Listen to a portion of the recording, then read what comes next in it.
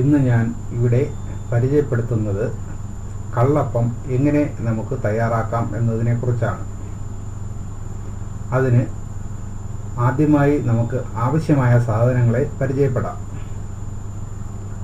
അര ഗ്ലാസ് ശുദ്ധമായ കള്ള്, 2 ഗ്ലാസ് അരിപ്പൊടി, 1 ഗ്ലാസ് പഞ്ചസാര, 3 ഏലക്കായ, 1 നുള്ള് ഉപ്പ്, അരമുറി തേങ്ങ, 1 നുള്ള് ജീരകം, 1 ടേബിൾ സ്പൂൺ ചോറ്. ഇത്രയും ആണ് കള്ളപ്പം തയ്യാറാക്കാൻ ആവശ്യമായ സാധനങ്ങൾ. ഇനി നമുക്ക് ഇത് എങ്ങനെ തയ്യാറാക്കാം എന്ന് നോക്കാം. കള്ളും അരിപ്പൊടിയും ഒഴികെയുള്ള സാധനങ്ങൾ ഒരു മിക്സിയിൽ ഒരുവിധം നന്നായി അരച്ചെടുക്കണം.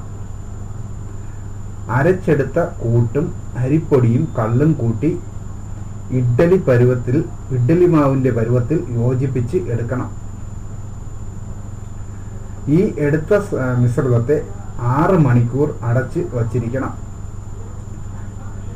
അതിനുശേഷം ഒരു പാത്രത്തിൽ ആക്കി ആവിയിൽ പുഴുങ്ങിയെടുത്ത് ഉപയോഗിക്കാം.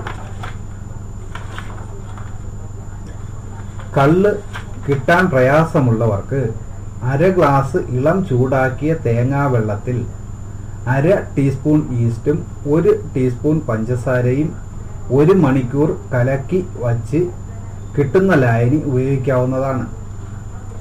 അതുപോലെ തന്നെ പഞ്ചസാരയും അവരവർക്ക് ആവശ്യമായ മധുരം കണക്കാക്കി എടുക്കാവുന്നതാണ്.